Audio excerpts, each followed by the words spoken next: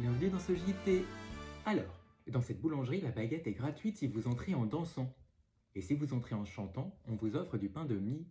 Un cargo s'échoue dans son jardin et ne se réveille même pas. Bon bah c'est un sujet bateau, hein. Alors, le premier concours de cri du pan, ça donnait quoi? C'est un perroquet qui a gagné.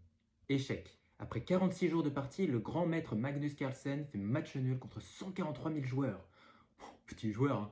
Face à 65 millions de Français, Emmanuel Macron a réussi à multiplier les échecs. Suisse, un canard flashé par un radar en excès de vitesse. Et le trésor public promet qu'il y laissera des plumes. Bah tiens, en parlant de canards et de photos, parlons du Festival de Cannes. Une 78e édition très politique, mais sans éclat. Au Festival de Cannes, on fait de la politique, et dans la politique, on fait du cinéma.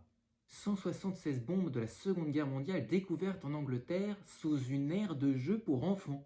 Le concept d'enfant soldat va de plus en plus loin. Elon Musk a envoyé une Tesla dans l'espace. Est-ce qu'on peut officiellement dire qu'elles ont un coût astronomique? Décès d'Éric Legrand, voix française de Vegeta dans Dragon Ball Z.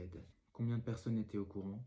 It's over 9000! Et autant que ceux qui ont la rêve, je suppose. Roland Garros.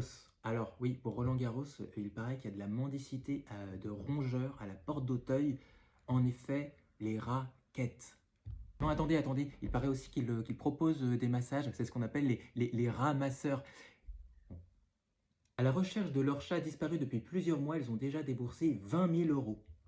Certains payent 20 000 euros pour retrouver un chat, d'autres veulent tuer les vieux pour faire des économies.